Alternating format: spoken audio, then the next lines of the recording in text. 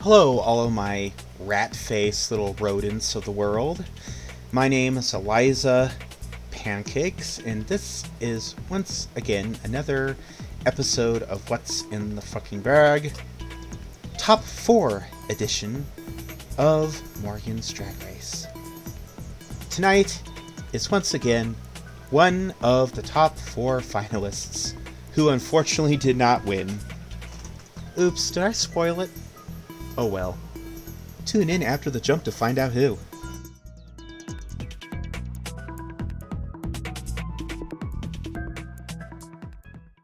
So, Crow, I had you pegged for top 4. You made it to top 4, but you didn't win. What happened? I thought you had what it took to win. And you were ousted by an alien. What gives? You know, Eliza, a lot of people have asked me since being on the show. They're like, Crow, I watched you do your thing, and I'm just shocked that you didn't make it as far as we had hoped. I mean, like, I made it to the finale, but I didn't win, is basically what it was. They were generally disappointed that I didn't win. I'm disappointed that I didn't win. But I feel like, and I'm sure a lot of other queens say this, I did what was within my wheelhouse to do, and I feel like Morgan and the judges saw that, but ultimately Galaxia was the better choice. And I can respect that. I can respect her as a queen and as a winner. Wow, Crow, that is like such a super grown up and wise and mature attitude to have about being like a third place fucking loser. Like, wow, congratulations, like, you are a winner automatically just for that. And I'm looking at you, and where is this chip? I don't see a chip on your shoulder at all. Like, I think you're just a graceful, wonderful queen. And that's my opinion, and I don't care what anybody says about it. So, let's look at the dresses that you brought for us tonight. Let's jump in the deep dive. Crow, what did you bring? What's in your bag? Okay, now this gorgeous gal, all in black right here, we remember this. This is from the Just Book It challenge. I absolutely love this look. Liza, when you told me to bring 3 looks, this absolutely had to be one of them. Oh, I can see why. Absolutely. I mean, just look at her. The dress, the gloves, the little necklace. I love the long, like almost wet looking hair that you wore with that, and the very light natural makeup you wore. I think this was like, I mean, you always look pretty. I think with Crow, it's impossible for you to not be pretty. But that was like one of, seriously, your prettiest looks. And this whole ensemble just like accentuates that. It encapsulates your beauty. And honestly, if you didn't wear that when you did, which, by the way, I think that was a profoundly excellent choice, this could easily have been a finale look. This looks like royalty to me. This looks like Hollywood high fashion. It looks like, after party. It looks like top 3 to me. But I'm glad we got to see it when we did, because that was just a treat for all of us fashion snobs, right? Crow, what is your favorite look from the season? Like, in your opinion, if you could do it over again, what would it be out of everything you've worn thus far?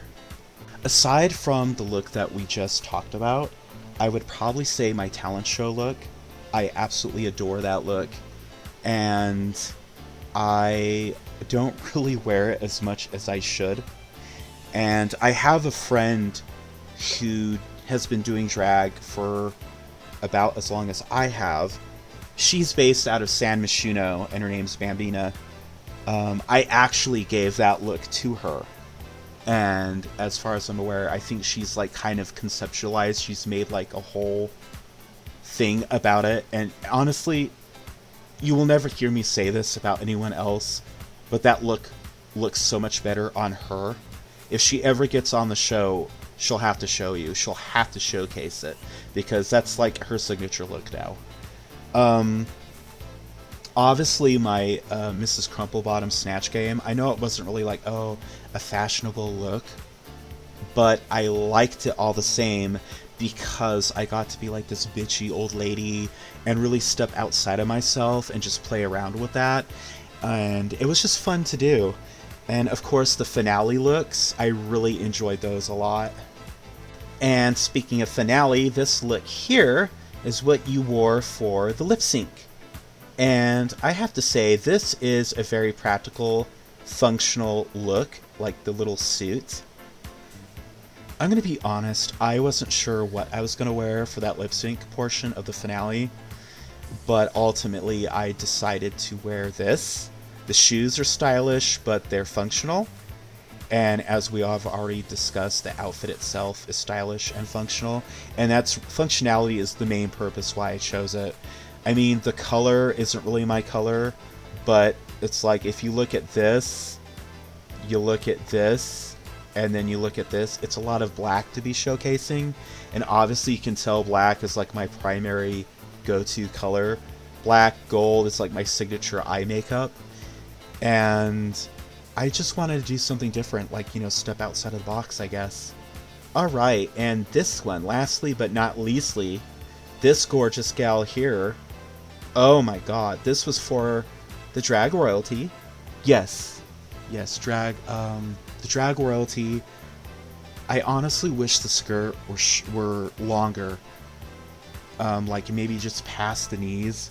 I would have been satisfied with it, but I figured, well, why can't royalty wear shorter skirts? There's always this like stereotype that if it's royalty, it has to be like all the way down to the ground.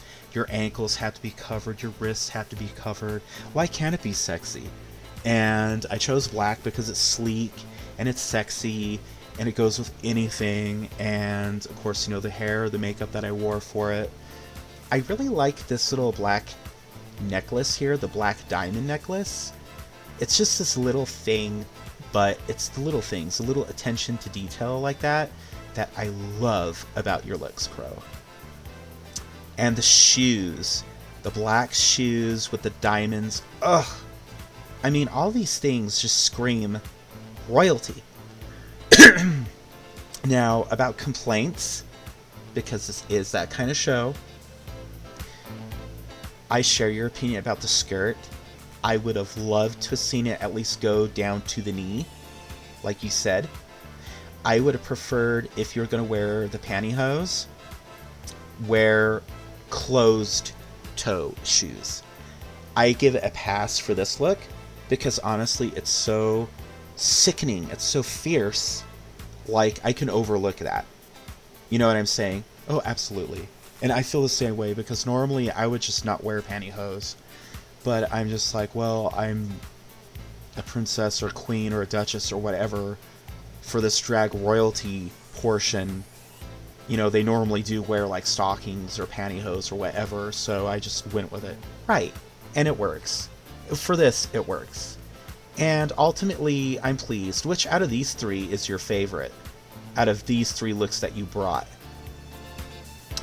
I'm going to go ahead and say the Just Book It look. This one is by far my favorite. It really says Crow inside and out, and it encapsulates my persona, especially with the hair that I wore and the makeup. This is a Crow original, honey, and you better believe I spent lots and lots of money. So the designer, who's Del Sol Valley based, got a huge chunk of money from me for this look, and it was worth every single red cent, every penny. I couldn't have been more happy with it. Like, I don't wear it that often because it's such a special part of my life, and I want to keep it whole, intact, so I can enjoy it whenever. Honestly, Crow, that makes like a lot of sense. Yeah, like, I would never have figured you to be this sentimental, like, kind of like what's the word I'm thinking of? Naive ingenue that you are. Like, you just seem so bold and, like, headstrong and in the moment, and here you are just gushing over your, like, your looks like some, like, kindergartner, and it's just so cute. It's very cute. It's very pedestrian. It's very gauche and cute. Well, Eliza, you know what isn't cute? A 40-something-year-old college dropout who knows absolutely nothing about fashion, much less drag, having her own after show, talking to queens who have just left behind a huge part of their lives that was filmed on television, ridiculing them for choices that she could never be brought to make. That isn't cute, honey. It's fucking disgusting. This set is fucking disgusting, by the way. I hope to God above that you get the budget to get a better set, because this set is podunk. Honey, it screams Eliza motherfucking Pancakes, because podunk is your middle name. Oh, and here I thought motherfucking was my middle name. Well, you learn something new every day. Well, I'm gonna go ahead and close out the show. Well, that's been a very rousing edition of What's in the Bag. Tune in next time as I'm joined by special guests Dr. Drew Pinsky and Adam Carolla as we search for the next Mr. Miyagi. Ooh.